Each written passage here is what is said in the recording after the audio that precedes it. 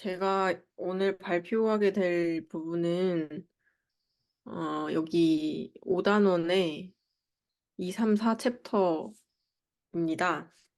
근데 이 내용들이 다 그렇게 막 각 챕터별로 길지 않고 다 연관돼 있어가지고 제가 그냥 한 번에 발표를 하기로 했었는데 좀 준비가 내용이 어떻게 좀 이해가 쉽게 설명을 드릴 수 있으면 좋겠네요.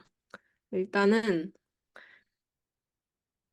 지금까지 했던 거는 계속 뭐 뇌가 추론을 하는 기계다라는 가정하에 그럼 그 추론이라는 게 베이즈 추론을 기반으로 뇌가 인터널 모델을 가지고 있고 그리고 밖에서 들어오는 감각 센서를 가지고 그걸 바탕으로 그 외부 환경이 도대체 어떻게 되어 있는지를 예측하는 게 이제 베이지안 인퍼런스의 관점이었고 그거를 정확하게 이제 할 수 없으니까 베리에이션을 한 방법으로 어프록시메이션을 해서 바깥 세상의 분포를 추정해 나가는 과정이 저희의 뇌가 하는 일이다라고 생각을 하면서 점점 이렇게 거기서 이제 인지에서 액션까지 이어지는 여러 가지 그런 전개들을 설명하고 있는 게 이제 액티브 인퍼런스 모델이라고 보시면 됩니다. 그래서 그 과정들이 일어날 때 베이지 베이지안 방법으로 인해서 이제 분포들이 업데이트되고 그 환경에 대한 스테이트 빌리프들이 이렇게 계속 업데이트되면서 추정을 해 나가게 되는데 그런 과정에서 그건 그래서 그렇게 그런가 보다 할 수 있는데 그럼 이게 뇌가 하는 일이라면 이거를 뇌 생물학적으로 신경 생물학적으로 좀 그런 게 일어날 만한 그런 구조적으로 그게 가능한 건지 그런 것들이 설명이 나와 있는 게 이 5단원이라고 보시면 됩니다. 그래서 혹시 이거 화면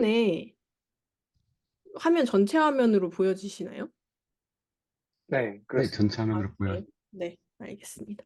그래서 요거를 이제 설명할 때 그 지금까지 나온 그런 뭐 여러 가지 복잡한 그런 방식들을 그 뇌에서 구조랑 이렇게 대응시키려고 할 때 일단 그거를 이해하기에 앞서서 프레딕티브 코딩을 거의 이제 대부분 구조를 따와가지고 설명을 하기 때문에 그거를 먼저 좀 설명을 드리려고 여기다가 그 설명을 좀 넣어봤습니다. 그래서 프레딕티브 코딩에 그냥 되게 대략적인 설명이라고 하면은 방금 이제 말씀드린 그거랑 똑같아요. 그냥 뇌는 가만히 이제 수동적으로 바깥에서 오는 센세이션을 그냥 받아들이는 게 아니라 내가 적극적으로 뭔가 예측을 만들어내서 바깥 상황을 인지를 한다는 건데 그럼 이제 뇌가 하는 예측이 있을 테고 바깥 환경에서 들어오는 센세이션이 있는데 그거 사이에 차이가 있으면은 그 에러로 인해서 이렇게 업데이트가 일어나서 다시 이제 내 뇌의 인터널 모델이 좀 바뀌고 뭐 그럼 거기에 더 적합한 예측을 하게 되고 이렇게 하고 있는데 이 프레딕션 에러가 여기서 이렇게 밖에서 나오는 게 아니라 결국 이것도 뇌에서 이것도 계산이 되는 어딘가 영역이 있다는 거죠. 그게 가장 핵심입니다. 그냥 바깥에서 올라오는 바텀업 경로 그리고 위에서 내려오는 탑다운 신호로 예측을 만들어내고 그 예측이랑 센세이션이랑의 차이를 계산하는 곳이 있다. 간단히 말하면 그거거든요. 이게 왜 그게 대단한 거냐면은 이게 인공지능의 역사를 좀 살펴보면은 알 수 있는데 일단은 인공지능이라는 게 뭔가 되게 사람이 쉽게 할 수 있는 그런 거를 못하니까 그 기계가 그런 인공적인 뭔가 지능을 만들면은 이렇게 뭔가 문명에 도움이 될 거라 생각해서 발달이 됐겠죠. 그래가지고 뭔가 되게 단순한 문제도 풀다가 어떤 그 레이어를 이제 여러 개 이제 쌓고 뭐 그렇게 하면은 문제를 되게 복잡한 문제도 풀 수 있더라. 뭐 그런 게 발달이 됐었나 봐요. 그래서 근데 그렇게 했을 때 한 번 이렇게 문제를 풀고 나서 오류가 발생했을 때 그 문제를 풀게 됐던 그 파라미터를 업데이트하는 과정에 있어서 이 백프로파게이션이라는 알고리즘이 이렇게 제시되면서 굉장히 딥뉴럴 넷의 획기적인 그런 지금 이렇게 이 인공지능이 되게 이제 뜨게 된 게 이제 이게 가능해져 가지고 그렇다고 저는 들었는데, 그래서 그렇게 해서 되게 계산은 잘 되는 뭔가를 만들어 놨는데 근데 이게 우리는 인공적인 뭔가 사람이 뇌가 하는 지능일 거라고 생각을 해서 이 과정에 그럼 뇌에서는 일어나는 그런 똑같은 상응되는 구조가 있어야 되는데 그게 없었던 거죠. 그래서 이게 뭔가 계산은 잘하는 건 만들어 놨는데 뭔가 뇌랑은 다른 것 같다 이렇게 생각이 돼서, 그러면은 이게 뇌같이 생각하는 기계를 만들고 싶었던 건데, 그렇게 하려면은 이거를 좀 대체할 만한 거를 생각을 해야 돼서 되게 여러 가지 알고리즘들이 그래서 그 이후로 이렇게 제한이 되게 됐습니다. 근데 여기서 이제 웨이트, 그러니까 그 모델의 파라미터를 이렇게 업데이트하면서 최적화하는 과정이 어쨌든 내가 이 인공신경망이 예측한 어떤 예측하고 그 타겟으로 주어지는 정답이랑의 차이가 클수록 이제 그 웨이트를 비례해서 많이 변화시키는 게 일단은 기본적인 이제 프레임이고, 그거를 할 때 이런 식으로 여기 이제 그냥 이렇게 순전파만 다 그려놨는데 여기 이제 뭔가 이렇게 백프로파게이션 하는 거를 그리려면 아예 이제 여기는 그림에 없잖아요. 그러니까 이거 말고 이 뒤로 가는 그런 회로가 뇌에선 존재하지 않으니까 뇌에서 보면은 이건 말이 안 되는 거였죠. 그래서 얘를 이렇게 이게 이런 것들이 발견이 되고 있는 와중에 그 신경 가소성 개념이 이제 생물학적으로 또 제한이 되면서 아 그럼 뇌랑 비슷하게 만들려면은 그런 거를 갖다가 쓰면 좋겠다 해서 그 신경 가소성이 뭐냐면 얘네 둘이 딱 했을 때 비슷하게 이렇게 발화를 하면은 얘네 둘 사이에 이제 연결성이 강화되는 그런 개념이거든요. 그래서 그런 거를 가져다가 뭐 이렇게 리커런트한 피드백을 추가함으로써 뭔가 그런 역전파에 사용되는 거를 대체해가지고 이렇게 식을 만들어서 이렇게 하면 그냥 로컬하게 일어나는 그런 회로만으로 그런 파라미터의 업데이트는 가능은 해졌는데, 이렇게 하면은 또 뭐 어떤 또 뭐 오류가 있었대요. 저도 더 자세히는 모르는데 뭐 이런 오류들이 그러니까 뭔가 완벽하지 않은 부분이 있어가지고 이거를 또 막 고민을 하다가 나왔던 게 이제 프로젝티브 코딩 모델이었던 거죠. 여기다가 이 에러 노드를 추가를 하니까 뭐 여기서 있던 문제들이 이제 해결이 됐던 거예요. 그래서 그냥 이게 뭔가 저희가 이제 베이지한 관점에서 생각할 때 그냥 오류가 발생해가지고 그걸로 뭐 나의 프레딕션을 업데이트하고 이런 건 너무 당연한 얘기니까 이게 막 뭐 대단한 건가? 라고 생각을 하는데, 이런 과정을 거쳐서 이게 이 노드를 넣는 과정에 이르기까지의 그런 단계가 되게 험난했기 때문에 이게 그래서 대단한 거더라고요. 이게 대단한 건지 공감이 되시나요? 저는 처음에 그냥 프레딕티브 코딩 모델 그냥 오류 에러 차이를 가지고 뭐 업데이트 하는 거는 당연한 개념인데 이게 왜 그렇게 막 되게 대단하지? 막 해가지고 이해가 안 됐었는데 뭐 이런 과정 때문에 그랬었나 봐요. 그래서 애초에 얘는 그 보통 이런 머신러닝에 사용되는 그런 기법들이 지도학습, 그러니까 답이 있는 그런 문제를 풀어가지고 답과 예측 사이에 그런 로스 펑션을 가지고 그거를 최소화하는 파라미터를 계산하는 식으로 하는데, 얘는 이제 그게 아니라 그냥 그런 정답이 없는 그런 학습 기법에서 개발이 돼가지고 여기다 이제 지도학습, 그 타겟이 정답이 뭔지가 정해진 그런 문제를 푸는 걸 했더니 굉장히 프로파게이션에 근사한 결과를 보였던 거죠. 그리고 이런 식으로 하는 게 좀 더 바이올로지컬리 플로저블 하기도 했고, 그래서 막 대단하다 했는데 얘도 이제 문제는 이제 되게 그 프리시에틱, 포스테틱 연결이 이렇게 저희가 그냥 뉴런 배울 때 그림은 되게 1대1 매칭처럼 보이지만 하나의 뉴런에 엄청 많은 이제 여러 뉴런들이 와가지고 막 다 이렇게 연접을 하고 있거든요, 사실은. 그래서 이런 1대1 매칭이 반드시 필요한데 그런 게 뭔가 좀 맞지 않는 것 같다. 그래서 이런 에러 노드 계산하는 부분이 얘네 하나씩 하나씩 막 무슨 소지품처럼 가지고 있는 느낌으로 이렇게 존재하는 게 약간 어렵지 않나 해서 또 최근에 나온 거는 아예 이 뉴런에 여기 이렇게 머리카락처럼 늘어진 이 부분 이제 에이피칼 이쪽 이 위에 이렇게 이전 신입사에서 신호 전달을 받는 거를 이제 덴드라이트 수상극이라고 하는데 거기서 이제 가장 이제 꼭대기 쪽에 있는 에이피칼 덴드라이트에서 그런 에러 노드 계산하는 역할을 할 거다. 그러면은 신경쇠 하나에 하나씩은 있으니까 이런 구조가 되지 않겠나? 하고서는 이런 게 더 최근에 이제 나왔어. 이건 굉장히 최근에 나온 거고 어 특히 또 이 AP가 덴드라이트에서 그런 거 계산하지 않을까라고 한 게 그냥 이제 이런 덴드라이트에서 보이는 활성이랑은 조금 뭐 다른 신호를 보였고 뭐 되게 복잡하게 뭐 그럴싸한 이제 근거들을 대는 논문들이 되게 많은데 제가 그걸 다 읽어보진 않았지만 어쨌든 이렇게 컴퓨터 모델이 발달하는 것도 막 뭔가 안 맞는 것 같아 해서 조금씩 고치면서 그러면서 또 동시에 제시가 되고 있는 새롭게 제시되는 그런 생물학적 그런 사실들이 추가되면서 점점 이제 정말 브레인 라이크하게 이렇게 조금씩 모디피케이션이 일어나고 있는 것 같아요. 그래서 가장 최근에는 제가 알기로는 이게 이제 제일 그럴싸하다. 근데 어쨌든 이거든 가장 핵심은 이 에러를 계산하는 뭔가 부분을 하나 추가해 넣은 게 가장 이제 핵심이었던 거죠. 네, 뭐 요거는 뭐 이렇게 중요하지 않고 혹시 그래서 질문 드려도 될까요? 네네.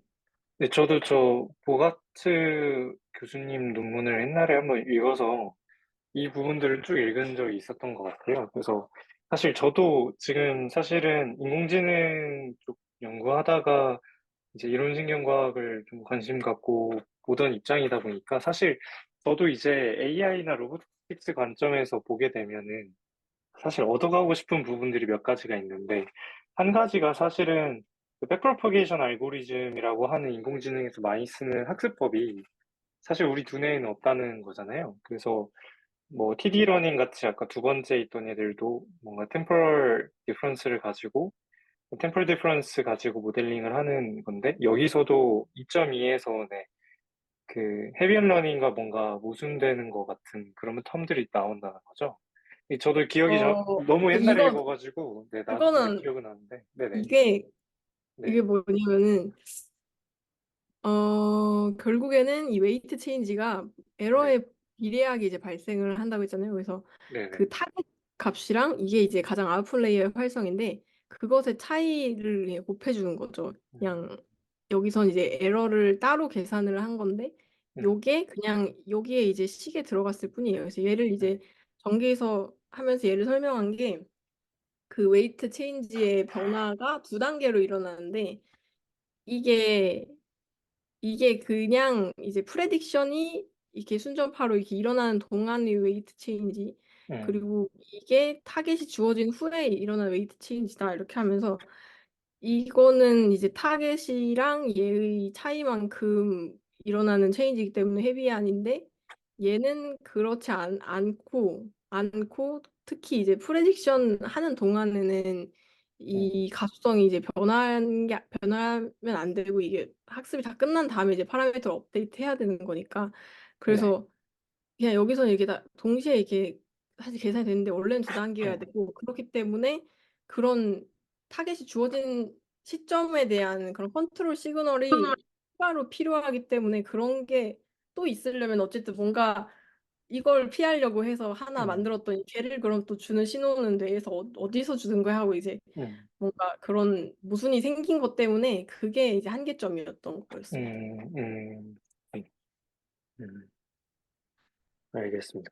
그 프리액티브 코딩 모델 같은 경우도 지금 이제 액티브 인퍼런스 같은 경우도 이걸 스케일링 하려고 했을 때 사실 그거를 고전적인 컴퓨터로 푸는 게 어렵잖아요. 그래서 예를 들어 스케일링 액티브 인퍼런스 같은 논문들도 있던데 거기서도 이런 프리액티브 코딩 모델을 스케일링 할 때 그걸 풀 수 있는 수학적인 알고리즘이 뭔가 컨벌지하는 잘 수렴하는 알고리즘이 많이 없어가지고 아직 학계에서 사실 큰 주목을 못 받고 있는 걸로 알고 있거든요. 그래서 저런 프리딕티브 코딩 모델이나 방금 보여주셨던 네 번째 모델 같은 경우에도 저런 것들을 뭔가 하시는 연구 그룹이 그 안일세스 교수님이랑 같이 하는 교수님들께서 뭔가 하시더라고요. 그래서 저런 것들을 뭔가 물리적으로 구현할 수 있는 그런 게 가능하면은 진짜로 뉴러멀픽 칩이나 뉴러멀픽 컴퓨터 만들 수 있을 것 같은데, 근데 보시는 것처럼 뭔가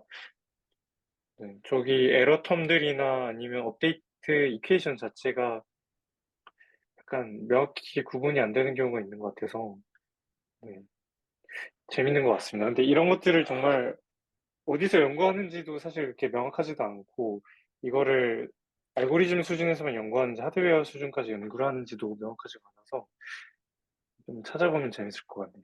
감사합니다. 저도 자세히는 모르지만 아마 이미 이제 프레딕티브 코딩 이후부터는 거의 이제 이론의 영역인 것 같고, 여기 그 아까 이제 템포럴 에러 모델에 대해서는 뭔가 좀 하드웨어적인 접근이 많이 그래도 그 강화학습이랑 좀 연관해가지고 많이 됐었는데 뭐 이제 또 문제가 있고 하니까 이 새로운 것들이 좀 제시되고 계속 이제 끊임없이 그냥 주고받고 하면서 발달하고 있는 중인 것 같아요. 그래서 얘는 이제 더더욱 이제 이론적인 수준까지 굉장히 최근이기 때문에 그런 것 같은데 또 워낙에 이 대단한 성능을 내고 막 관심이 많으면 또 막 그런 거를 적극적으로 하면 또 대단한 결과들을 많이 내겠죠. 잘 모르겠습니다. 그래서. 근데 확실히 음, 이제 네, 제가 아는 분들 중에 이제 공대분들 중에 그 유로몰픽 칩을 개발하는 화학공학 하시는 뭐 연구원 분들도 계시고 아니면 이제 컴퓨터 공학에서 하드웨어 연구하시는 분들도 있는데요. 근데 그분들께서 사실 프리딕티브 코딩이나 이론을 어떻게 아시겠어요?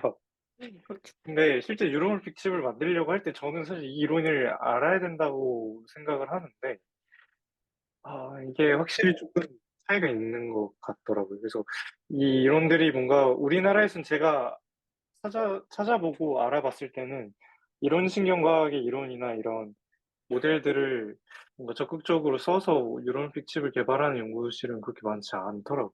그래서 이런 음, 것들을 좀 잘 연구했으면 좋겠다는 생각이 드는 것 같습니다. 뭔가 그 이런 정도로도 우리가 원하는 계산이나 막 문제를 충분히 풀 수 있으니까 굳이 브레인 라이크 해야 돼? 약간 그런 데서 이제 분기가 나눠지지 않았을까? 저 생각이 듭니다. 워낙 이제 투자하는 비용도 막대한데 뭐 결과가 비슷하면은 굳이 뭐 잘 안 하게 되니까요. 하지만 저희는 뇌의 비밀을 알고 싶은 거기 때문에 적극적으로 이제 이런 거 공부를 해야겠죠. 네, 그리고 실제로도 에너지 컨섬션 문제나 이런 부분에서 조금 차이가 있을 것 같아요. 그래서 음, 실제로는 더 나아가야 되는데 오히려 저는 약간 그런 생각도 하거든요. 예를 들어 뭐 역사적으로 그런 경우 있잖아요. 약간 A 선택지와 B 선택지 중에 사실 B 선택지가 더 옳았는데 그 당시 이제 정치 문화적인 사회 문화적인 영향 때문에 A를 선택해서 A를 막 파다가 수십 년 동안 시간이 지나고 나서 다시 B로 돌아오는 그런 케이스를 되게 많이 본 것 같거든요. 사실은 지금 뭐 챗GPT한테 한번 프롬프트를 써서 처리를 하면은 사람이 마실 수 있는 깨끗한 물 한 잔이 그대로 버려진다고 하더라고요. 500ml 그 물이. 그래서 되게 엄청난 이제 소비다 보니까 그런 문제 해결하려면 사실은 지금은 사실 일본 형태로 수행하고 있는 건데 일본 형태로 수행하는 게 사실은 에너지 효율적으로 작동하는 건지는 잘 모르겠어요. 그 업데이트 룰 자체가 사실은 말이 안 되게 디자인되어 있다 보니까. 그래서, 4번에 대한 연구도 사실 되게 지금 당장 절실해 보이는데 어떻게 되는지 모르겠습니다. 음, 네, 그래서 감사합니다. 진짜 뇌랑 진짜 비슷한 걸 만들어가지고 그런 에너지 효율 차원에서 엄청난 성능을 딱 보여주면은 또 거기로 또만 엄청 몰려가겠죠. 예. 네. 그래서 진행을 더 해보도록 하겠습니다. 어디까지 했지? 음, 네. 그래서 그런 계산이 이렇게 이루어지는데 이게 그래서 결국 어쨌든 뇌에서는 어떤 연관된 구조가 있겠는가를 생각해 봤을 때 그 대뇌 피질이 되게 다 비슷하게 생겼거든요. 막 그 되뇌 피질 구글링 해보면은 막 어떤 피질 저떤 피질 하면서 막 되게 색깔 막 알록달록 해가지고 하지만 뇌를 직접 열어보면 그런 알록달록한 패치는 없고 다 비슷하게 생겼습니다. 그래서 그 피질들이 좀 어두운 색깔이고 그 안쪽으로 이제 엑손이라고 해가지고 화이트 매터로 이제 연결되어 있는 부분은 하얗거든요. 그래서 그 얇은 회색깔 그 피질 영역을 현미경으로 보면은 6층으로 이렇게 다 비슷하게 분포를 하고 있대요. 그래서 그런 그런 층이 있고 그런 층마다 아까 이런 모델에서 봤던 이런 노드들의 이제 그런 것들이 담당을 하지 않을까? 그런 다 가설적인 수준이지만 그렇게 하면서 이제 바이올로지컬하게 좀 설명해 보려는 그런 걸 하고 있습니다. 그래서 피질의 여섯 층으로 돼 있고 일단은 대표적인 셀이 그냥 세 가지 피지를 이루고 있는 대표적인 뉴런, 그러니까 뉴런 말고 그런 악교세포 같은 것들은 또 다양하게 있지만 어쨌든 저희는 이제 뉴런의 활성을 알고 싶은 거니까 뉴런은 이제 세 가지라고 대표적으로 보시면 됩니다. 그래서 일단은 그 뭐 그런 발생의 과정에서 이게 위계를 보면은 이제 피라미달 셀이랑 텔레이트 셀 이렇게 두 개로 이제 대표적으로 구분이 되고 얘가 이제 거의 대부분을 차지하고 얘는 굉장히 별로 없거든요. 여기 이제 인터뉴럴이라는 게 또 있어요. 근데 얘가 이제 25% 그리고 거의 75% 대부분은 다 이제 피라미드 셀이라고 보시면 됩니다. 그래서 얘는 흥분성을 나타내고 얘는 대부분 억제 신호를 이제 전달을 하는데 또 대표적으로 억제 신경전달 물질은 가바, 흥분 신경전달 물질은 글루타메이트라고 보시면 되거든요. 뭐좀 차이는 있을 수 있고 가끔 가바가 이제 흥분성이기도 하고 하는데 막 그런 잡다한 거는 이제 저희의 워킹 메모리에 넣기 어려우니까 이제 간단하게만 써왔습니다. 그래서 얘는 굉장히 이제 얘네 둘은 근데 안팎으로 연결이 돼요. 그러니까 뭐냐면은 이제 피질 대뇌 피질에서 다른 이제 이 컬럼 6층이 있으면은 이제 다른 층으로부터 인풋도 받고 내가 다른 층으로 이제 신호도 보내고 하는데 얘는 이제 그런 게 아니거든요. 인터뉴런은. 그래서 이제 그 사이를 매개하는 뉴런이라고 해서 뭐 그 대부분 억제성으로 작용을 한대요. 뭐 그렇고 그리고 또 이 덴드라이트의 모양을 가지고서는 또 구분을 하는데 이렇게 보면 여기 이제 수상돌기에 또 이렇게 스파인이 이렇게 징그럽게 이제 돋아나 있는 걸 볼 수 있는데 이런 거를 이제 스피노사다고 하거든요. 그래서 피라미달 셀은 다 이제 스피노스가 있어가지고 이렇고 이 스텔레이셀은 별로 수도 몇 개 없는데 이걸 또 이렇게 스파인이랑 에이스피너스한 걸로 구분할 수가 있다고 하더라고요. 근데 이게 중요한 게 아니라 이걸 이 복잡한 걸 왜 말씀드렸냐면은 그 책에 그림에 보면 노테이션이 있어요. 이렇게 약자로 써져 있어가지고 되게 헷갈리게 만드는 요인 중에 하나거든요. 그래서 이거를 한번 짚고 넘어가시라고 써왔습니다. 이게 그래서 피라미달 셀, P 그리고 그 6층 중에 깊은 층에 있는 피라미달 셀을 딥피라미달 셀, 얕은 층에 있는 거 슈퍼피셜 피라미달 셀 해서 이렇게 약자를 쓴 거고요. 이 SS는 슈퍼피셜이랑 이런 게 아니라 그냥 20 스파인을 가진 스텔레이 셀이다. 이게 대부분 그 6층 중에 4층에 존재를 하거든요. 4층이 왜 중요하냐면 이따가 다시 나올 건데 그 시상에서 올라오는 인풋을 받아요, 구조적으로. 그래서 중요하거든요, 얘가. 다른 건 별로 중요하지 않습니다. 이런 게 있다.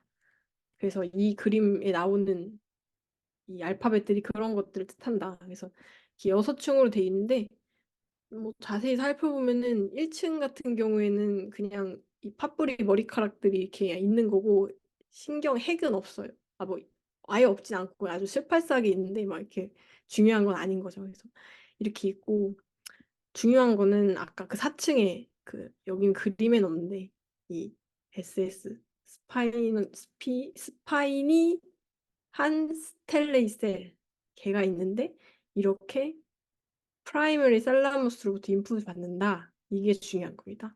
그리고 이제 이렇게 피라미달 셀들이 뭐 슈퍼피셜이 나눠져 있는데 중요한 거는 여기 이제 딥피라미달 셀에 있는 게 되게 이제 똑같은 이제 삼각형 모양인데 좀 크기가 커요.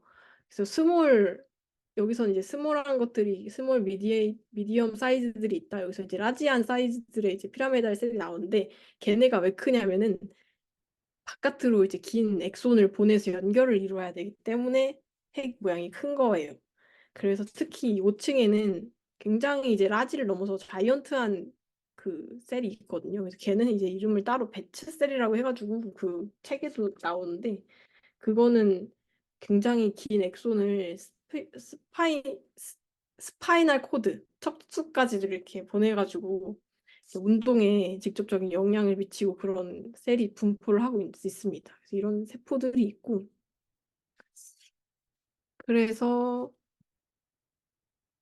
네 여기다가 막 복잡하게 되어 있는데 그냥 아까 그 활성 노드 앞에 그 에러 노드가 추가되어 있었잖아요. 프로액티브 코팅에서 그냥 그것들을 이제 그려놓은 것뿐이에요. 그래서 어렵진 않습니다. 그냥 이런 식으로 층을 이룰 거다. 구조적으로 각각의 층에 존재하는 이런 세포들이 이런 식으로 인풋을 받고 아웃풋을 내고 있는데 거기다 대응을 해보면 이런 식일 것이다라는 그러니까 가설일 뿐이죠. 실제 그런 건 아니고 아무도 이제 밝혀내지 못했어요. 근데 액티브 인퍼런스 모델을 설명하고자 하면은 뭐 이럴 거다라는 거죠. 그래서 또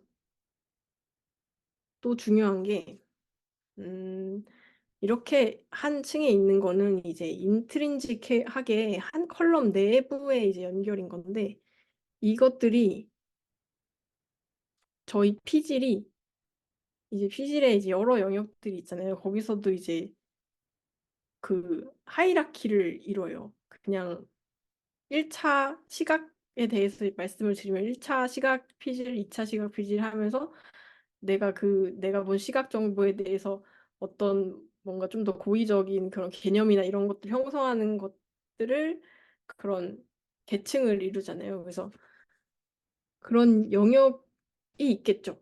그런 고위층을 이루고 있는 그런 영역. 그러니까 한 컬럼 내 그 영역의 한 컬럼, 또 어떤 영역의 한 컬럼 이렇게 하면서 그런 하이라키를 이렇게 올라가게 된다. 여기서 계산한 것들이 이렇게 바깥으로 또 연결이 되면서 이렇게 뭐 하고 다시 이쪽으로는 프레디션 에러를 이제 내려보내고 뭐 이런 식으로 이루어질 거다라고 피질이 그런 식으로 작동을 할 거다라고 가설적으로만 말을 하고 있는 거예요. 그래서 어, 가설이기 때문에 이렇다라고 말씀드리기도 어렵고 막 뭐 여러 가지 이런 것들 뒷받침해 줄 만한 그런 생물학적 근거들이 있으면은 거기다 이제 끼워 맞추고 하는 내용들이 좀 나와 있는데 네.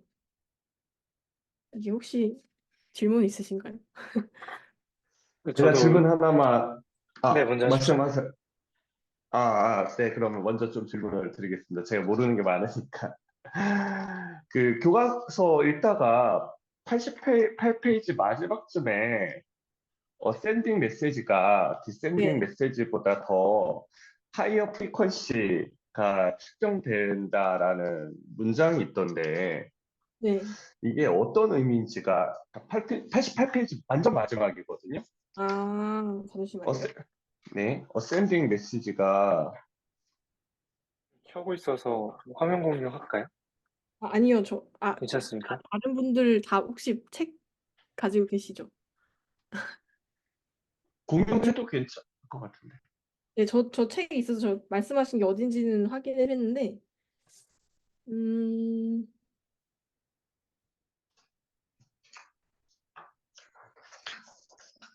제가 파악하기로는 그 프리딕션 에러보다 프리딕션 하는 게 사실은 더 많다 이 정도로 파악을 했었거든요. 근데 이게 맞는 해석인지 모르겠습니다. 네. 어, 많다는 게 어떤 단위로 많다는 거죠? 어떤 기준으로 많다는 거죠? 이게 많다는 게 아니고 속도를 말하는 걸 거예요. 이게,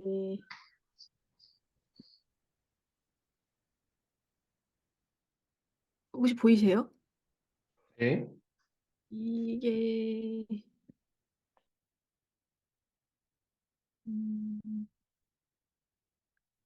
그러니까 그 이거는 사실 퍼블리시가 안 된 제 논문인데 그 베리에이셔널 인퍼런스를 할 때 이 프리 에너지를 계산을 해서 얘를 이제 그레디언트 디센트 하는 방향으로 그 S 그러니까 QS 그러니까 내가 이제 추정한 그 사후 분포를 이제 최적화해 나가는 과정을 풀고 싶은 건데 이때 여기서 이제 그 에러 텀은 사실 좀 옥실러리한 변수거든요. 굳이 이제 필요는 없는데 얘를 이제 생물학적으로 프레딕티브 코딩하게 그런 에러 노드를 추가함으로써 설명해 보려고 이거를 이제 식에서는 이런 식으로 계산을 하게 됩니다. 그래서 이렇게 뭔가 이렇게 내가 이게 실제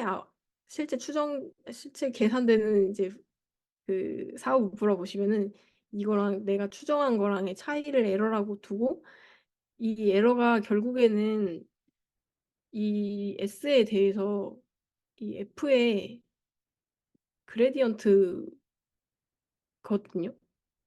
그래서 이 에러는 그러니까 뭐 어렵게 생각하실 필요는 없고 그냥 프레딕션은 그냥 얘를 이제 메시지 패싱해서 이 그림 너무 말씀드리기가 그냥 그 이 교과서에 뒤쪽에 슬라이드에 그냥 이런 식으로 그래피컬하게 그려놨는데 그냥 예측은 이렇게 계산하면 되는 건데 저 에러는 뭔가 그레디언트를 계산하고 뭐 업데이트하는 과정이 있어가지고 시간적으로 좀 더 오래 걸리거든요. 그냥 그 코드를 갖다가 실제로 이제 계산해 보면은 사실 간단한 계산이기 때문에 다 빠르게 되지만 엄밀하게는 시간의 차이가 있기 때문에 걔는 그래서 프레딕션 계산은 빠른데 에러 계산은 상대적으로 느리다를 의미하는 문장일 뿐이에요. 그래서 그렇게 막 중요한 내용은 아닌데 그냥 그런 사실이 이제 생물학적으로 그런 다른 이제 프리퀀시의 밴드가 그 생물학적으로 측정이 된 결과가 있으니까 그 결과 갖다가 여기다 이제 끼워 맞춘 거라고 보시면 됩니다. 혹시 그럼에도 나는 이해할 수 없고 받아들일 수 없다 하시면은 저는 잘 모르겠는데요. 그냥 이게 그냥 다 아직까지는 다 이론적이고 가설적인 내용이니까 최대한 그런 생물학적인 실제 결과들이랑 대응될 수 있는 것들을 갖다가 쓰려다 보니까 아마 썼던 문장이었을 거예요. 어떤 느낌인지는 이해가 돼서 네, 네, 감사합니다. 네. 저도 시원하게 그런, 네. 이게 그런 배경 지식 없이 이 프리퀀시를 보니까 무슨 프리퀀시야라는 게 있는데, 예, 말씀하시니까 대충 느낌은 알 것 같습니다. 네, 그런 건데 이게 100%또 그렇다는 건 아니니까 그냥 그런 과정 중에서 한 말이구나라는 걸 이해하시고 넘어가시면 될 것 같아요. 그러면 이게 정말 그런 신호일까에 대해서는 직접 이제 연구를 누군가가 하겠죠. 정말 이 알파 밴드가 디센딩 메시지고 감마 밴드가 어센딩 메시지인가? 애초에 이 메시지라는 것도 그냥 콜티칼 스트럭처에 맞춰가지고 지금 이론에 끼워 맞추고 있는 거니까 확실하지 않은데 그냥 그런 수준입니다. 네. 그래서 저도 이런 질문이 있는데요. 네네. 그 제가 알기로 뉴로 모듈레이션 시뮬레이션 관련해서도 그 알파, 베타, 감마 프리퀀시 관련해서 이야기가 나올 걸로 기억을 하거든요. 그래서 이게, 그러니까 여기서도 지금 프리딕션 자체는 감마 프리퀀시로 될 거고, 그리고 프리딕션 에러가, 반대인가요? 프리딕션 에러가 감마 프리퀀시고, 디센딩 하는 프리딕션이 알파 또는 베타라고 되어 있는 것 같은데, 그러네요. 네. 그래서 근데 이게 제가 알기로는 다른 또 논문에서는 이 프리퀀시 밴드 관련해서 유로 모듈레이션 쪽에서 시뮬레이션 결과랑도 연관을 짓는 것 같더라고요. 그 제가 기억은 안 나는데 아닐 수도 있어요. 근데 이 알파, 베타, 감마 같은 이 프리퀀시 밴드 관련해서 어떤 논문에서 그 프리스턴 교수님께서 뭔가 대응을 시키는 걸 본 것 같거든요. 근데 이 대응이 유일한 것 같진 않은데 제가 기억하기로는 뉴로모듈레이션 쪽에 대응시켰던 것 같아가지고 그래서 혹시 아, 아시는 게 있나 싶으셔가지고 네, 왠지 의심 가는 논문이 하나 있긴 한데, 네, 잠시만요.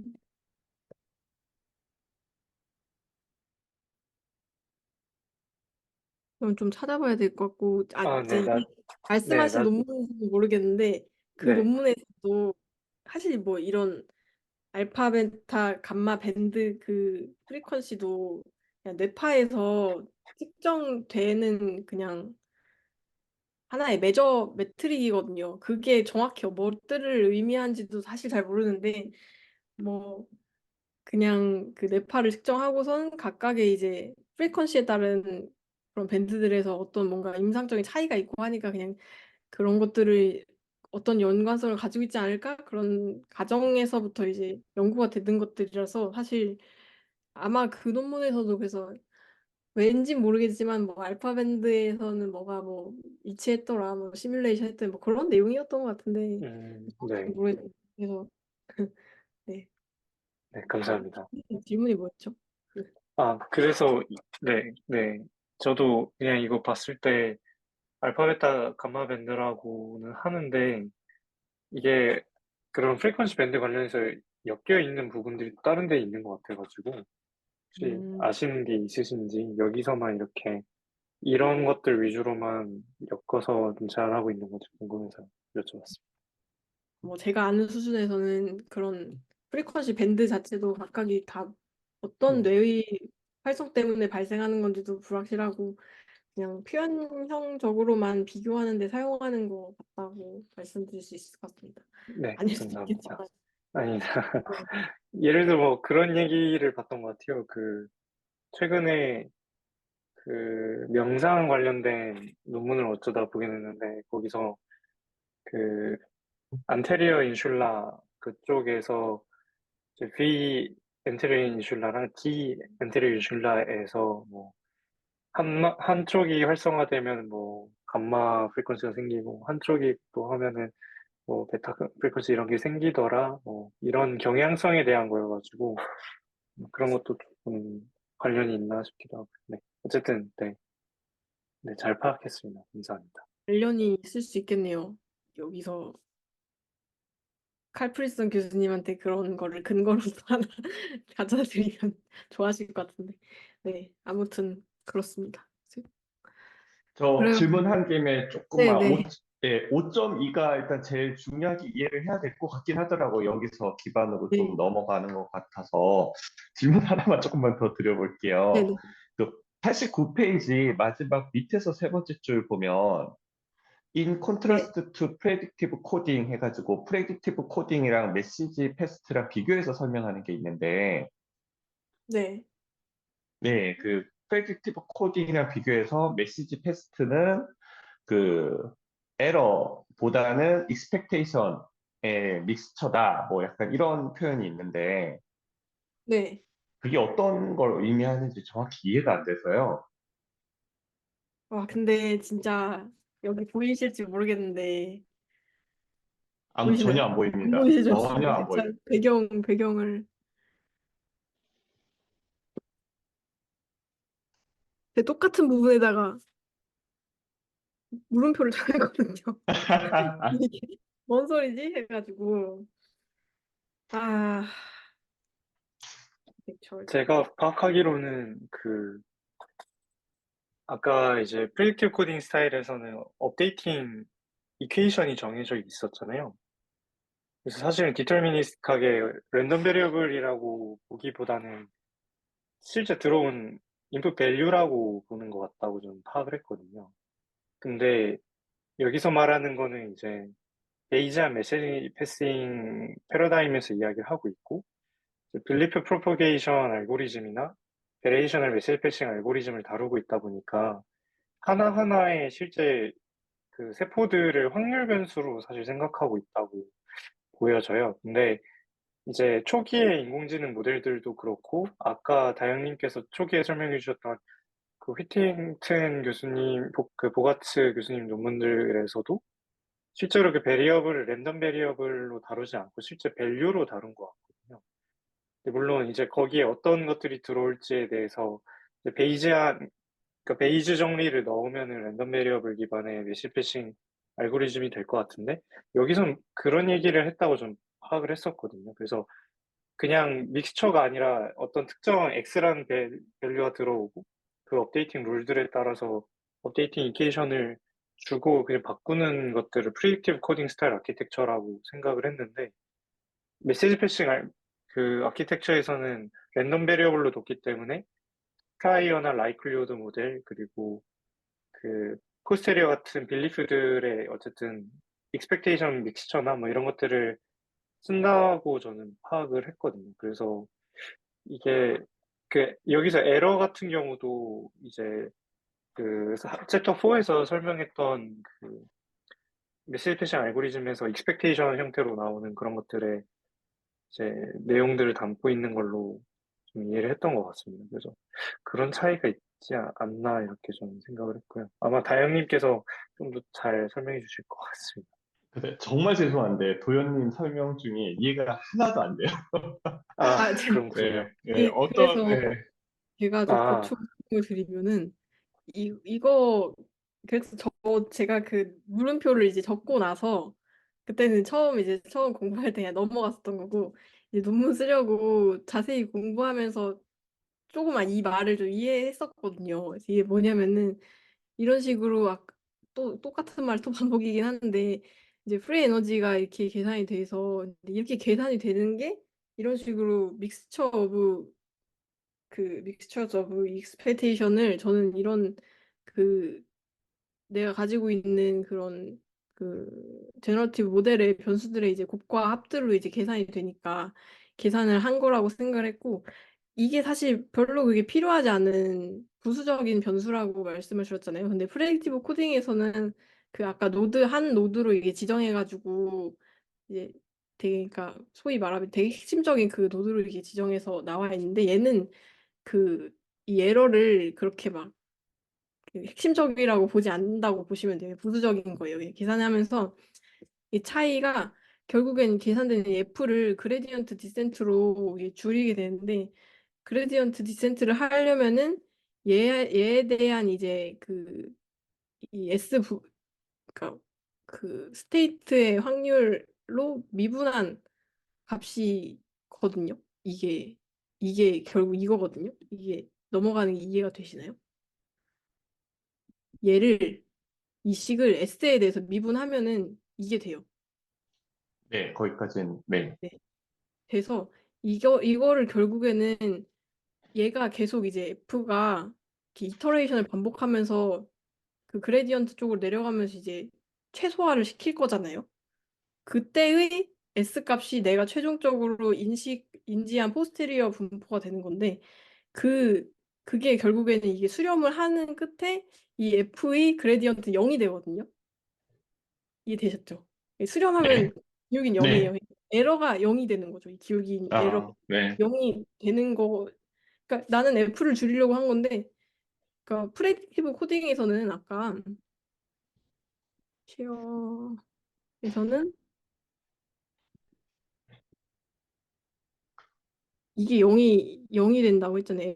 에러가 0이 되는데 얘는 에러를 0 하려는 게 아니라 이 액티브 인프루언스에서는 그 프리 에너지를 그레디언트 디센트로 최소화하려는 그 옵티마이제이션 과정에서 그걸 다르게 보면 그 에러를 0으로 가는 과정이랑 똑같다라고 보시면 됩니다. 그 말일 거예요, 아마 이 문장이. 또 대충 감만 옵니다. 네. 네. 아, 감사합니다. 느낌은 무슨 느낌인지는 대충 알 것 같습니다. 다른 분들은 혹시 제 설명이 도움이 되셨는지.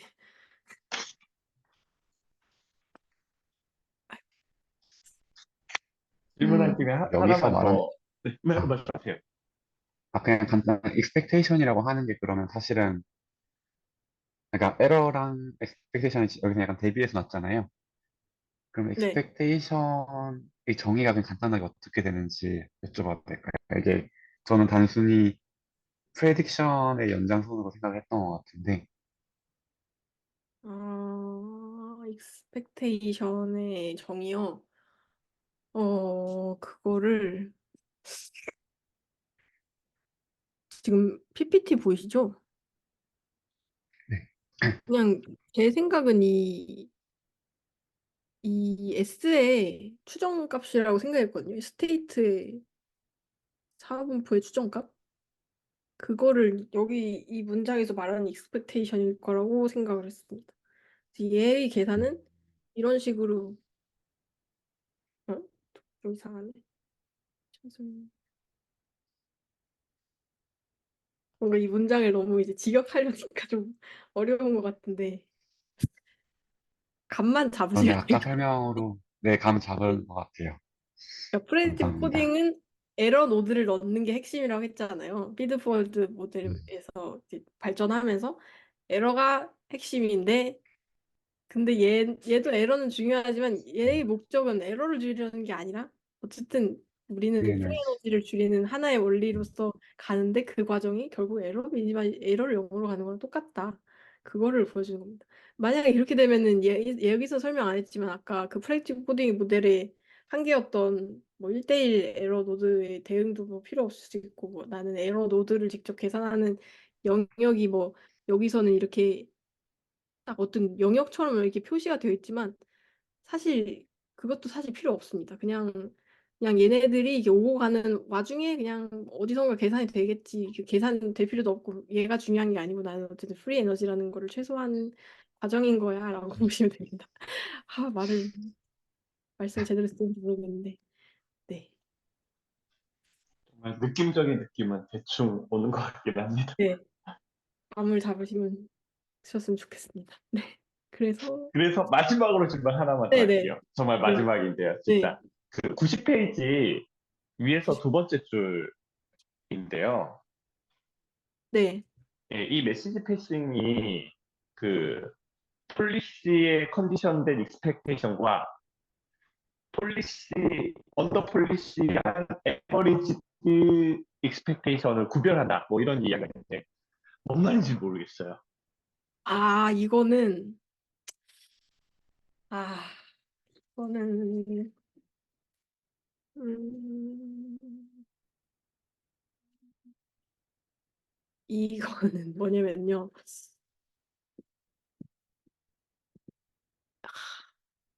이게 결국에 저희가 그냥 베리에이셔널 프리 에너지에서 익스펙티드 프리 에너지로 넘어갈 때 그때 제가 설명드렸던 거에서 이렇게 뭔가 나의 프리퍼한 상황으로 가기 위해서 뭐 막 내가 그 개구리 잡는 걸로 그때 비유 드렸었잖아요. 막 어떤 호수에 가서 그 호수는 뭐를 작사를 사용해야지 가장 이제 개구리를 잡기 쉬운 환경이고 뭐 이런 거를 이제 그러면은 어느 호수에 갈지 그 호수에 가면은 무슨 연장이 필요한지 이런 식으로 필요한 그 액션들의 시퀀스를 이제 폴리시라고 그 말씀을 드렸던 건데 그러면은 아직 그 단계까지 그러니까 폴리시가 지금은 이제 1단계, 2단계 두 스텝이라고 하시면은 아직은 이제 한 스텝도 가지 않은 상태에서 내가 그냥 예상을 하는 거죠. 그때는 그때가 이제 expectations conditioned on policy라고 보시면 될 것 같은데 아니다 잠시만요. 아 이게 뭐냐면은 이게 좀 복잡한데 그 가능한 폴리시들이 여러 개 있을 거 아니에요. 하나가 있는 게 아니라. 그러니까 여기서 여기 이제 사람 그림 보이시죠? 여기서 이제 가능한 폴리시가 뭐 세 개라고 하시면은 여기서 익스펙테이션 컨디션 온 폴리시는 각각의 이제 폴리시에서 내가 그 폴리시를 거침으로써 그런 스테이트에 이룰 확률이라고 보시면 되거든요. 그런데 그 에버리지드 언더 폴리시즈는 이런 것들이 여기선 이제 어쨌든 어떤 폴리시들을 해가지고 내가 다음 스테이트에 도달할 수 있는 스테이트도 여기서 이제 일단 세 개라고 해봐요. 그래서 그때 이제 폴리시를 하면은 S1이란 스테이트에 갈 확률이 높고 2는 2로 갈 확률이 높고 3은 3으로 갈 확률이 높지만 이 1을 했을 때 2로도 갈 수 있고 2 했을 때 3으로도 갈 수 있는 이 격까지도 조금씩은 있거든요. 그랬을 때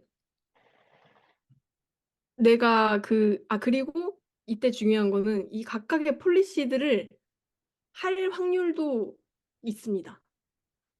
내가 이 폴리시 1을 할 확률은 0.7, 뭐 얘는 0.2, 0.1의 확률일 수 있는 거예요. 그래서 이거를 그러면 그럴 경우에는 그냥 쉽게 생각하면은 얘를 0. P1을 할 확률이 높다고 했으니까 근데 P1은 S1으로 갈 확률이 또 높은 폴리시니까 최종적으로는 내가 어떤 폴리시를 선택했는지는 모르겠지만 최종적으로 그 에버리지드 폴리시드에 대해서 에버리지드 된 그 익스펙테이션 S1으로 갈 익스펙테이션이 제일 높겠죠. 뭔지 이해되셨나요? 제가 지금 그 네, 완전하게 이해가 안 되는데, 사실, 아이패드가 있으면 네, 이렇게 써가지고 보여드리고 싶은데. 네, 익스펙테이션이라는 말 자체도 에버러지가 됐다라는 말이 들어가 있는 거잖아요. 아, 그렇죠, 그렇죠. 네. 그래서 뭘 구별한다는 건지가. 아, 음, 음, 음. 그러니까 컨디션드는 이렇게 폴리시가 여러 개 있을 때 그냥 1번이라는 폴리시에 대해서 그 S1의 기대값.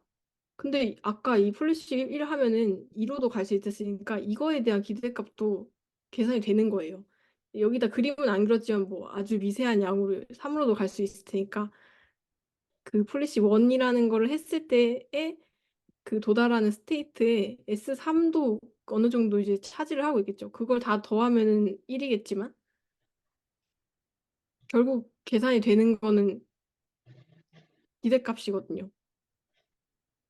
이게 다 가는 그 트랜지션 프로버빌리티가 있기 때문에.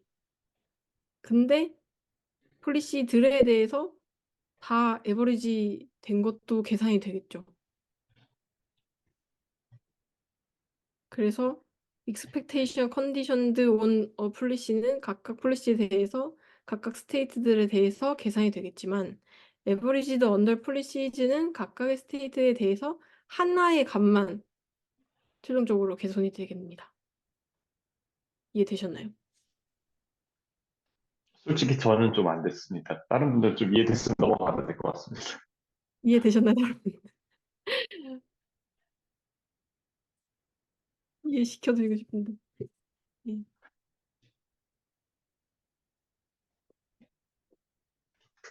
근태님 어떤 이해가 되시나요?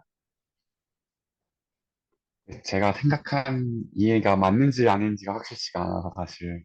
근데 저는 그냥 이제 다영님 얘기도 들으면서 이제 느꼈던 거는 폴리시에 따라서 이제 스테이트가 바뀌는데 이제 물론 각 폴리시별로 각 스테이트로 가는 확률이 대부분 있으니까 그 자체에서의 익스펙테이션도 존재하지만 폴리시 자체도 결국 확률이기 때문에 전체적으로 그러니까 결국은 폴리시를 하기 전의 상태에서 그 다음 스테이트로 가는 전체적인 확률을 계산하는 거는 이제 그러니까 각각의 평균은 평균의 각각과 다르다 뭐 약간 이런 느낌으로 사실 받아들이려고 했는데 사실 아닌 것 오늘 다행히 얘기를 비슷한 것 들으면서 같아요. 아닌가 보다 하면서 포기하고 있었거든요.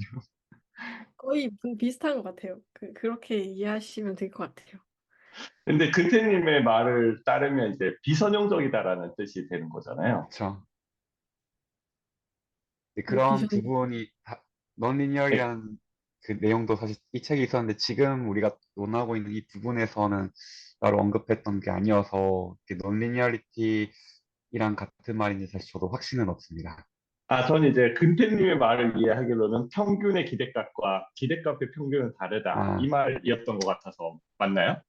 그쵸. 그쵸. 제가 이해하는 방식은 그렇게 좀 받아들이고, 이 문장을 그렇게 받아들였던 거긴 해요. 네, 근데 그렇다면 다영님 이제, 말씀하신 건 조금 더 심도한 것 같아요. 그러면 이제 논리니어라는 존재가 들어가는 거잖아요. 그게 다르다면, 리니어하다면 같을 수밖에 없는 거고. 제가 잘못 그래서 이해하고 있나요? 선생님이 말씀하신 건 아닌 것 같아요. 그런 의미는 네. 아니었던 것 같은데. 아, 어렵다, 정말.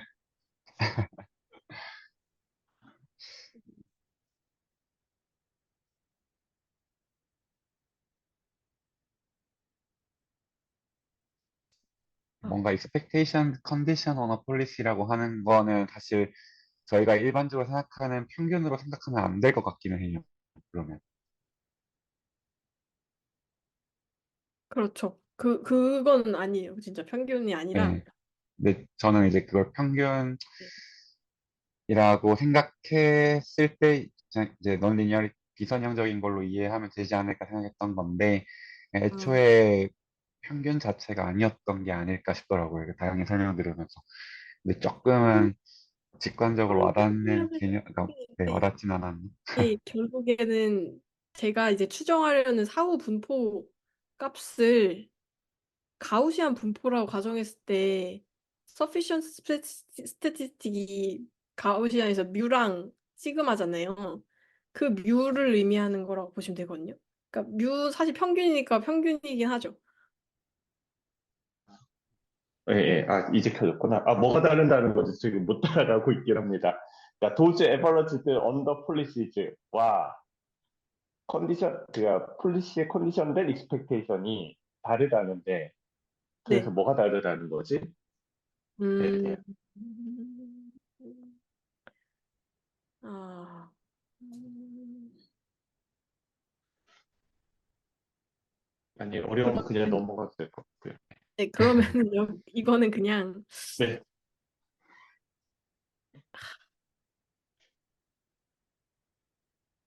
expectation conditioned on a policy는 폴리시별로 계산되는 거고, 에버리지는 모든 폴리시에 대해서 하나 계산되는 거다라고만 생각하시면 될 것 같아요. 네, 대충. 네. 예. 이게 또 나중에 필요할 수 있어서 그냥 말하고 넘어가는 거거든요. 이거 괜히 여기다 쏘놔가지고 사람 헷갈리게 만들어 놓은 문장 같은데, 그게 중요하지는 않아요. 지금 수준에서. 이게 이게 진짜 어려운 책이다, 진짜. 네, 일단은 네, 알겠습니다. 네. 넘어가 보도록 하겠습니다. 그래서, 음, 네. 그래서 굉장히 많은 말씀들을 나눴지만, 지금까지 장황한 내용을 그냥 생각하면은, 그 프레디क्티브 코딩의 모델에서 중요한 거는 에러 노드가 들어간 거다. 그렇게 함으로써 계산도 역전파만큼 비슷하게 하는데 생물학적으로 좀 더 말이 된다였고, 이제 그거를 바탕으로 가져와가지고 이 액티브 인퍼런스 모델을 설명하지만 어쨌든 우리 액티브 인퍼런스 모델의 차이는 핵심은 프리 에너지를 줄이려는 거고 프리 에너지를 줄이는 과정에서 자연스럽게 에러도 줄이게 된다는 것만 아시면 될 것 같아요.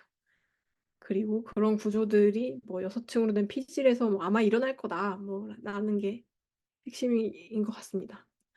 그래서 다음으로 넘어가면은 음, 가려지네. 네.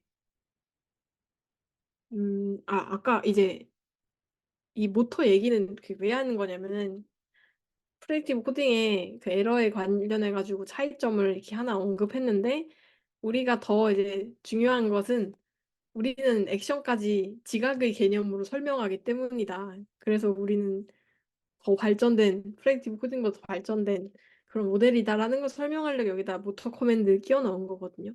그래서 그거를 좀 더 생물학적으로 대응되는 구조도 우리는 이거라고 생각한다 하고 그냥 제시한 것뿐이에요.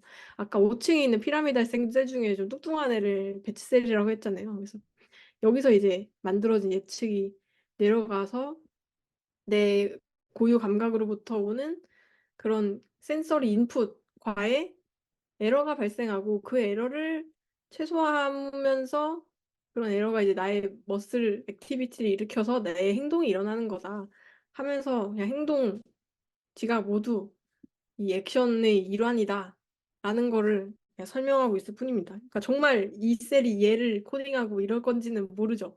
근데 아마 이런 식으로 설명이 될 수도 있지 않을까라는 거를 포기하고 있는 겁니다.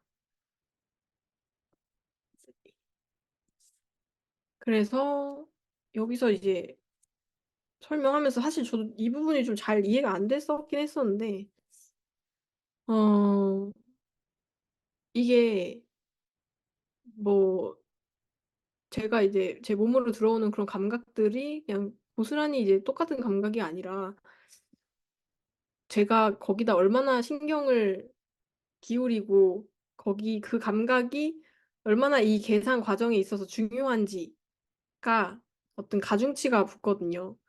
그런 것, 그런 것이 이제 좀 떨어져야지 움직임이 일어날 수가 있대요. 이게 이 말이 사실 좀 잘 이해 안 되셨죠? 이해되신 분들 지금 없죠? 이 책 그 혹시 이해하신 분 있나요? 이 프리프로셉션 뭐 설명하면서 얘를 약하게 해야지 움직임의 개시가 일어난다 이런 문장이 있는데 그거 이해하신 분 있으세요? 있으시면 저한테 좀 알려주셨으면 좋겠어가지고. 정확히 어느 부분인지도 잘 몰라요. 솔직히 거의 다 이해 못했던 책이라서. 아, 그러니까 음, 느낌만, 제가 느꼈던 느낌만 한번 얘기해 보면, 아마 다영님께서 얘기한 게, 이제 우리가 움직이려고 하면은 뇌에서는 우리의 모습이라는 이제 프레딕션을 내놓을 거고, 하지만 우리는 움직이려고 할 때도 어쨌든 상태이기 때문에 그 상태로부터 받아들이는 감각 정보가 있을 텐데, 우리의 프레딕션, 움직이는 후의 모습을 상상하는 그 프레딕션과 현재 상태에서의 센서리가 그 불일치함으로써 우리는 움직이는 게 사실 여기서도 이제 그 무릎 반사 예시도 그렇잖아요. 그러니까 그 무릎이 가만히 있을 때 위치 관계에 대한 정보와 이제 실제로 우리 뇌에서 프레딕션이 달라서 이제 그, 그 리플렉스가 일어난다라고 약간 얘기를 하는데 그 에러를 교정하기 위해서.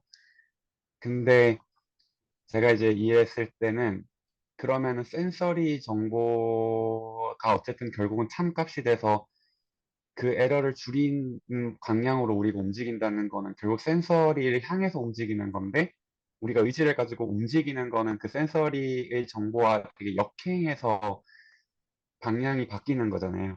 그러니까 리플렉스 같은 경우는 스테이트에 맞춰가는 그 에러를 줄여가는 과정으로 움직이는 건데 우리가 가만히 있다가 뭐 걸으려고 하는 이런 의지를 가지고 하는 움직임은 어쩌면 지금 상태의 감각을 바꾸는 약간 행동이기 때문에 그럴 때 이 센서리 인풋의 웨이트를 줄여서 그거에 대한 중요도를 줄여서 프레딕션을 향해 간다. 약간 이런 느낌으로 전 음, 약간 이해를 했던 것 같아요. 음.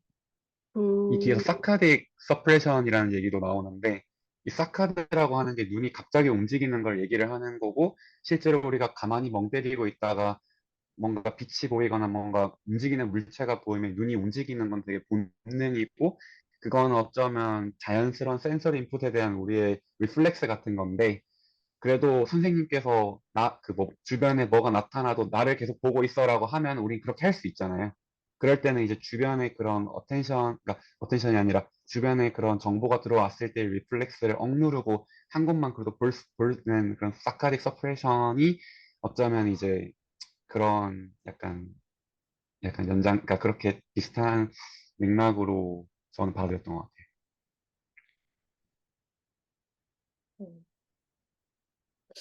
선생님 설명도 들어보니 좀 이해에 한 발자국 다가갈 수 있었던 것 같은데 그래서 이 개념이 그래서 뭔 소린지 저 이해가 안 됐어가지고 보니까 이게 뭐 센서리 어테뉴에이션이라는 게 있대요. 그래서 이것의 일환일 거라고 하는데 아까 일주님 말씀하셨던 거는 그 90페이지 하단부에 있는 내용이거든요.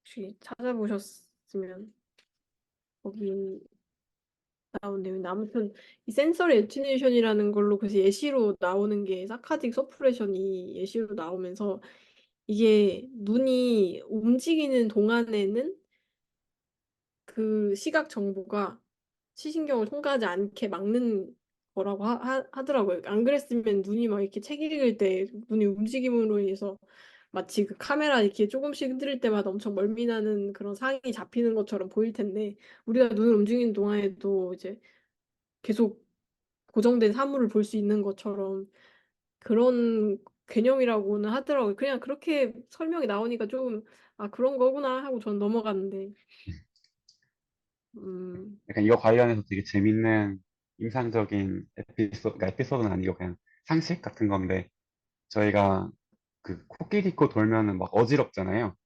그게 네. 이제 눈이 이렇게 진탕이 생겨서 그런 건데, 그 진탕이 선천적으로 있는 사람들이 간혹 있어요. 근데 그 사람들은 본인들이 안구 진탕이 있는지도 모르고 살아갈 정도로 어지럼증을 평소에 느끼지 않는데, 그게 그 서프레이션 때문이라고 하거든요. 그때 눈이 진탕이 할 때 그 시각 정보를 그냥 다 셧다운을 시켜서, 그런 사람들은 선천적인 안구 진탕이어서, 그러니까 그런 사람들을 보면 눈이 계속 저희 이제 어지러울 때 그 눈이 튀는 것처럼 튀고 있는데, 본인들은 전혀 어지러움 없이 잘 살아가는 그런 경우도 있어서, 뭐 그런 경우가 좀 극단적인 케이스인데, 오히려 좀 더 이해하고 받아들이는 데 좋을 것 같아요. 그럼 어지럼도 안 느끼고 실제로 물체도 움직이는 걸로 안 보이나요? 그런 경우에? 네. 근데 눈은 움직이는데, 세상을 받아들이는 그대로 받아들이면은 우리가 코끼리 코 돌았을 때처럼 느껴야 되는데, 그냥 가만히 있는 것처럼 그 사람들은 느낀다고 하거든요. 진짜 그래서 신기하다. 컨제니탈 니스타그모스 치면은 그렇게 아마 설명이 또 있을 거예요. 뭐 이거의 일환이겠네요, 그럼. 일 것 같아요. 네. 음, 그렇구나. 네. 그래서 재밌는 또 개념을 소개했는데 잘 이해는 안 됐지만 이게 사실 핵심은 아니었다. 그냥 핵심은 액티브 인퍼런스는 행동도 예측의 일환으로서 설명할 수 있는 모델이다 라는 걸 소개하려는 게 이 3챕터의 핵심이라고 보시면 됩니다. 그래서 마지막으로 그 피지라 영역에 대한 내용이 나오는데 피지라 영역에 대한 내용도 결국에는 액티브 인퍼런스로서 좀 더 생물학적으로 대응시킬 수 있는 그런 구조 설명하려고 그냥 나오는 거거든요.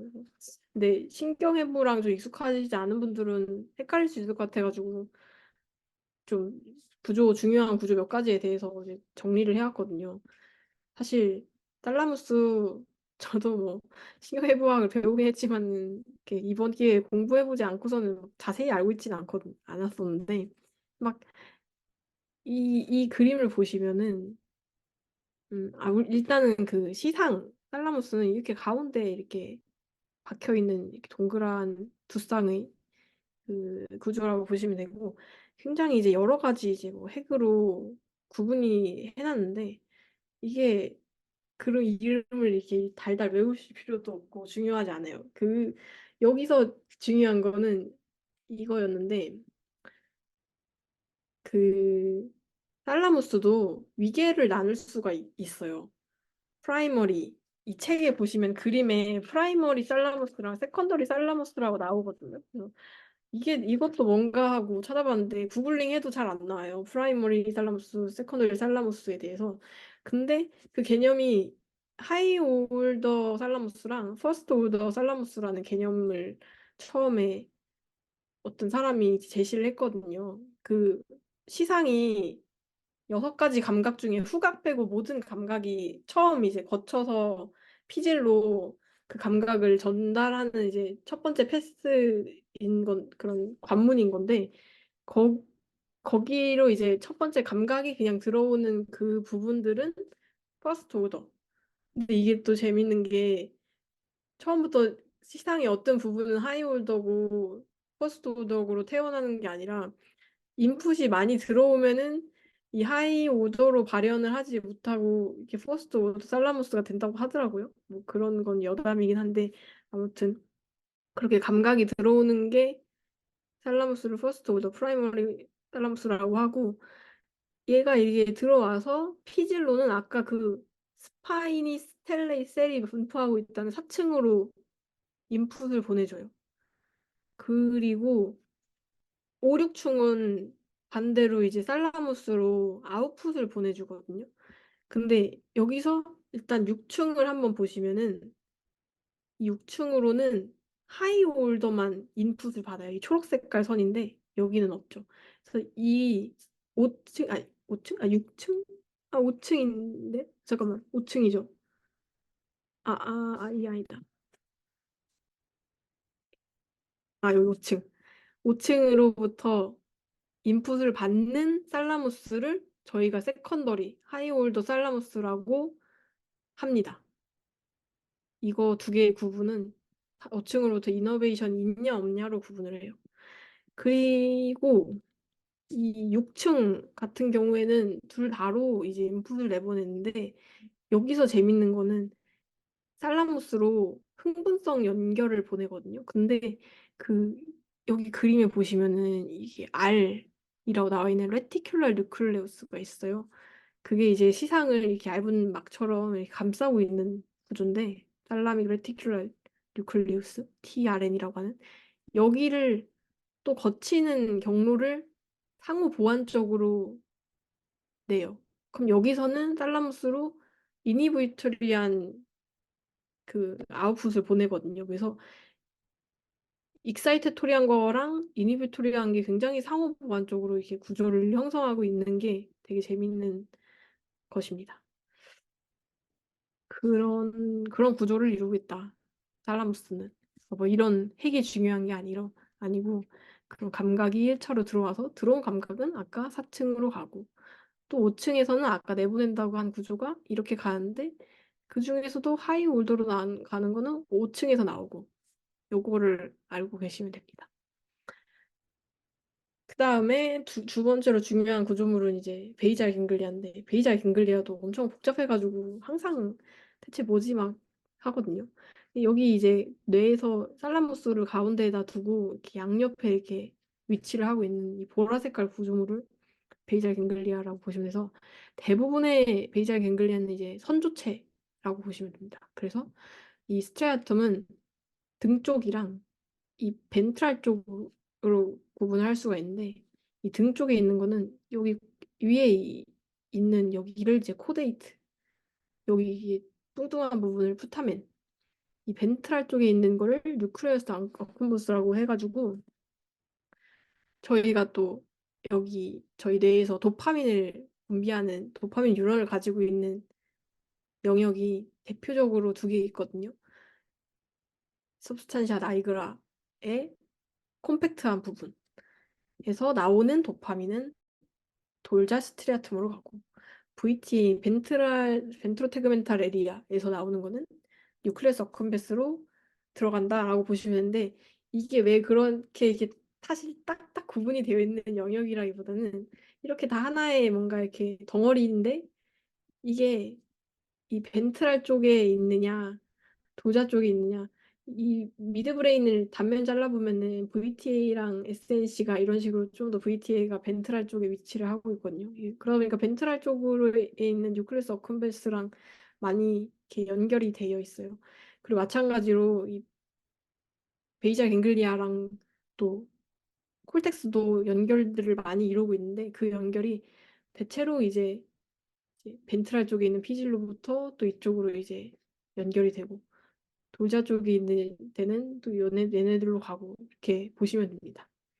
그리고 도파민의 대부분은 사실 여기서 만들어진다는 거 하나 짚고 넘어가시면 될 것 같고 그리고 스트레아텀으로 어쨌든 도파민 뉴런에서 나온 도파민이 스트레아텀들로 가는데 그 스트레아텀을 이루고 있는 대표적인 뉴런들 그냥 그 아까 수상돌기에 있는 스파인이 미디엄한 사이즈로 나와 있는 독특한 생긴 뉴런이라서 그냥 미디엄 스파인 뉴런이라고 이름 붙인 것 뿐이에요. 그래서 이 MSN이 이 걔네가 받은 도파민을 수용하는 수용체가 어떤 타입이냐에 따라서 대표적으로 두 타입으로 나눌 수가 있는데 사실 도파민 수용체는 뭐 3, 4번도 있고 막 되게 많아가지고 있는 대부분이 이제 두 가지여가지고 대표적으로 이제 두 개를 보시면 되거든요. 그래서 이 두 개가 되게 재밌는 게 그 도파민의 직접 경로랑 간접 경로를 나누는 그 수용체가 돼요. 그래서 D1 리셉터를 받은 MSN은 직접 경로. 여기 보면은 D1을 받은 건 직접 GPI로 이렇게 연결이 되는 반면 D2에서는 GP2를 한번 거치고 이렇게 나가죠. 그러다 보니까 여기는 이니비토리 두 개에 익사이터토리 하나 해서 결과적으로 이 베이잘 갱글리아에서 나가는 살라무스로 나가서 살라무스에서 콜텍스로 이어지는 경로에 보내는 아웃풋이 그것이 그 아웃풋을 탈억제하는 작용을 하게 되고 얘는 억제를 하게 되죠. 이건 이니비토리 연결 하나라서.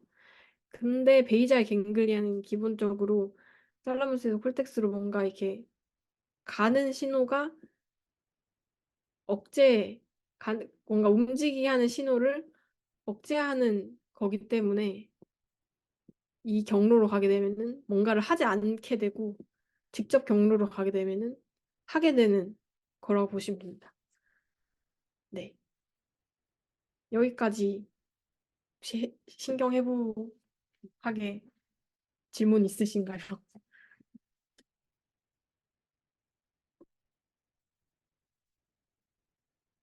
없으시면은 넘어가도록 하겠습니다. 그래서 이 도파민 신호가 굉장히 재밌어요. 이게 사실 이게 굉장히 유명한 사이언스에 실린 논문인데 만 회 이상 인용이 되었고 어떻게 됐냐면은 그 원숭이한테 뭔가 이렇게 맛있는 걸 준 거죠, 여기는.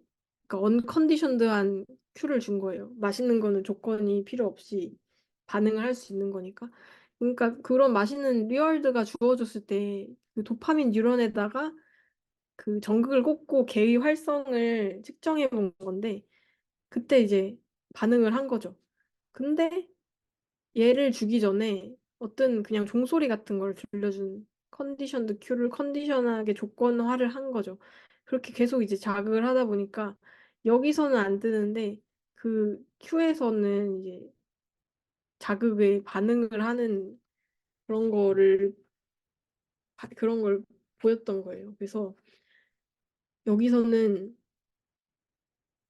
그 보상을 내가 예측하는 것에 대해서 반응을 하는 거라고 생각을 해가지고 도파민 신호가 그 리월드 프리딕션에 반응을 하는 그런 신호일 거다라고 하면서 막 뭐 요즘 도파민이 막 폭발하는 그런 뭐 영상이라든가 뭐 그런 것들 막 얘기를 되게 흔하게 대중적으로 하잖아요. 도파민의 기능이 막 보상에 대한 막 그런 좋은 반응 막 이런 걸로. 근데 사실은 모르는 거거든요. 근데 약간 이런 보상 회로에 대한 연구들 때문에 그런 식으로 이제 많이 이제 해석이 되어 왔던 거죠. 근데 여기서 그래서 이 액티브 인퍼런스 모델에서는 새로운 이제 도파민의 역할에 대해서 설명을 해줘요. 그 뭐냐면은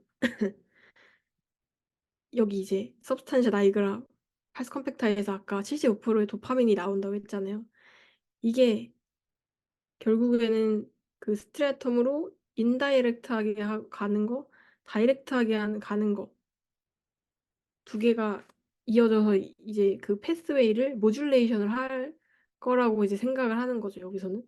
그러면서 아까 뭐 이런 식으로 해가지고 expected free 에너지가 계산이 되는 게 얘네는 스트리아툼에서 아마 받아서 계산이 될 거라고 그냥 제안을 했어요.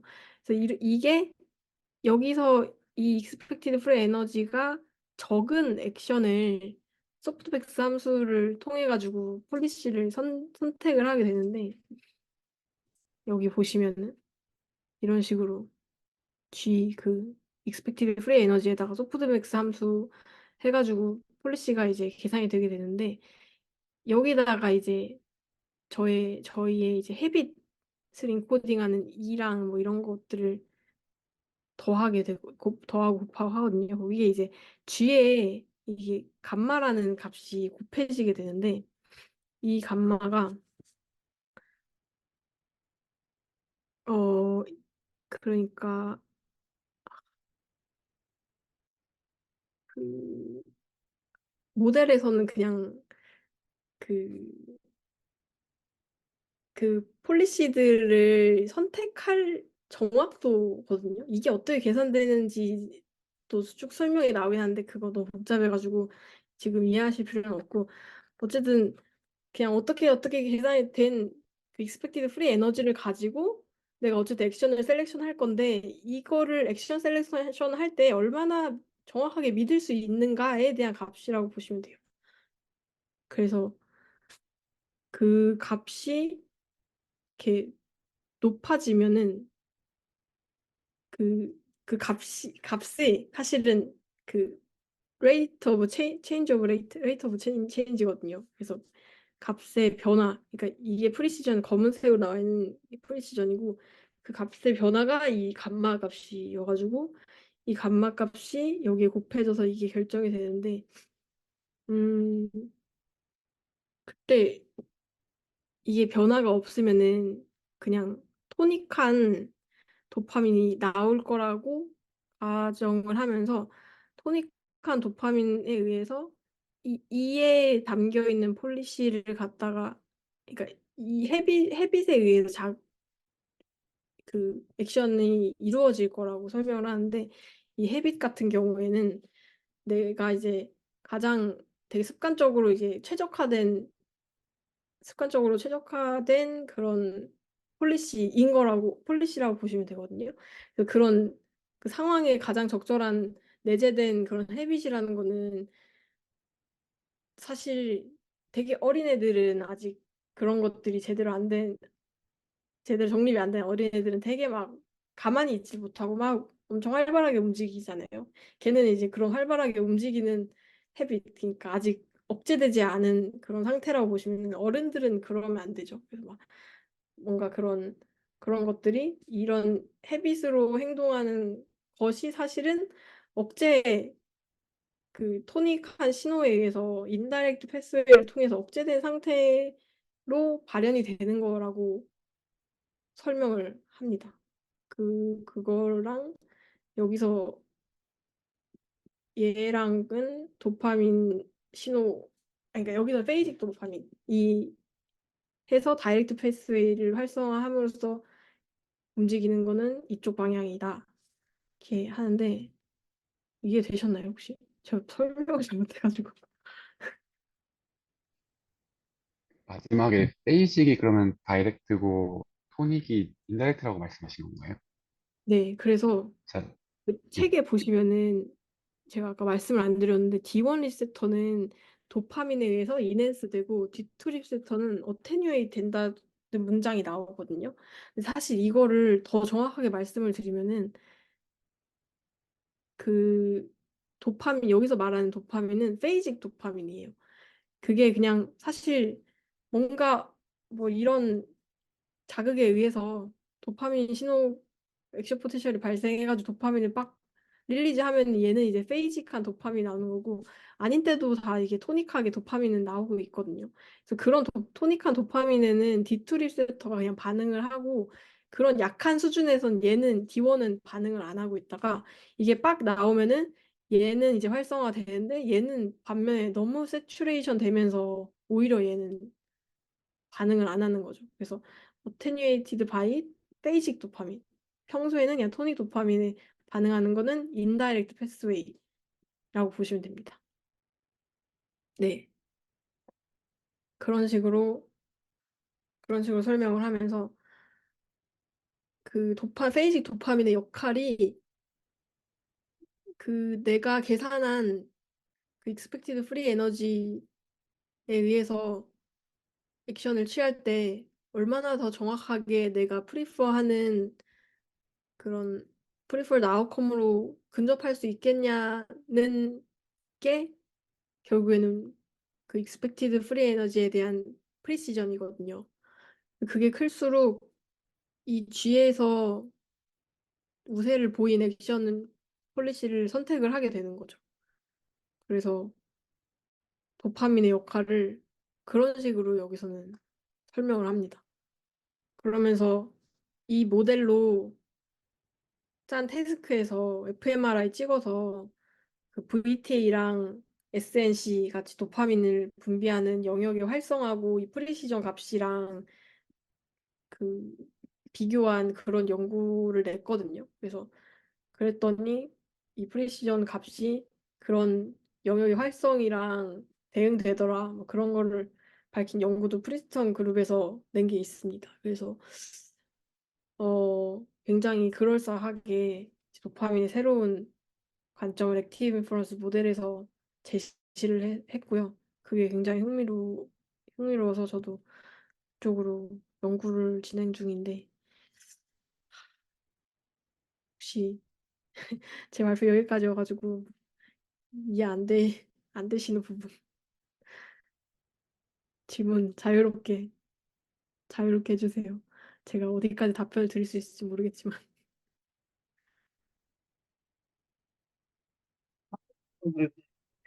하면서 가볍게 들었는데요. 네.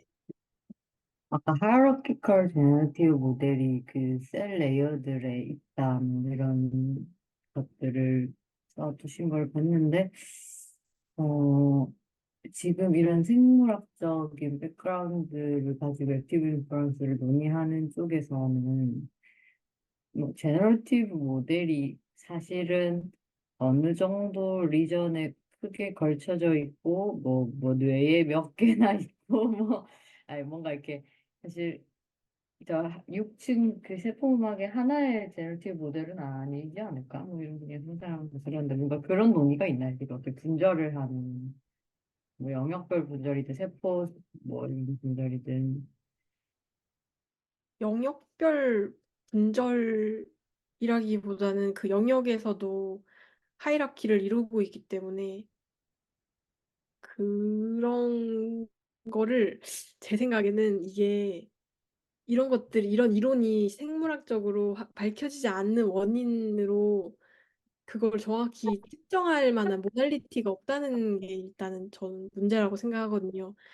뇌파는 일단 되게 이제 템포럴 레졸루션이 좋은 반면에 공간 해상도가 떨어져서 그런 활성이 도대체 뇌의 어느 영역에서 일어나는지를 모르고 fMRI는 공간 해상도는 좋은데 정확히 어디 영역의 활성인지는 아는데 시간 해상도가 떨어지기 때문에 문제라고 생각을 하는데 만약에 이 영역에서 저 영역으로 그런 메시지가 전달이 되면은 활성이 템포럴한 순서를 이룰 테니까 그런데 공간 해상도까지 좋은 모달리티로 측정을 한다면은 그런 거를 정확히 알 수 있겠죠. 근데 그거를 못하니까 사실 연구가 잘 되고 있지 않은 것이지 않을까? 저는 그렇게 생각합니다. 아마 잘 돼 있는 게 없을 것 같아요. 최대한 그 그런 뇌의 피질 영역도 다 비슷하게 생겼지만 각각의 1차 감각 영역부터 해가지고 전전두엽 피질 막 그런 고위 기능을 담당한다고 하는 그런 피질로의 뭐 연결들을 통해서 그런 메시지가 전달되고 하면서 고위 인지 능력을 발휘하는 것이지 않을까라는 설명인 건데 정말 그런지는 그런 시간 해상도도 좋고 공간 해상도도 좋은 모달리티가 개발돼서 직접 딱 찍어보면 제일 정확하긴 하겠죠. 음. 사실 그래서 뇌에 전극을 심고 측정하는 게 가장 이제 좋은 측정법인데 사실 살아있는 사람한테 그렇게 하기가 쉽지 않으니까. 근데 이제 그 신경외과나 신경과에서는 간질 초점 그거 찾는데 뭐 SEG 같은 거 측정한다면서요. 그런 거를 측정하고 한 데이터들이 사실 얘네는 그 간질 초점을 찾기 위한 용도인 거니까 저희가 원하는 그런 피질 영역마다 다 데이터를 얻긴 힘들지만 그런 데이터 갖다가 분석해보면은 되게 재밌는 결과를 얻을 수 있을 것 같은데 이것도 문제들이 이런 이론 이제 위주로 이제 연구하시는 그런 그룹이랑 그런 직접적인 실험을 하는 그룹이 이게 이 상호 연결이 잘 안 되지 않나? 진짜 그런 게 약간 이 연구의 한계인 것 같아요. 병원에서 하면은 제일 좋은데 병원에서 이런 인지 모델에 별로 관심이 없잖아요. 그렇죠. 네.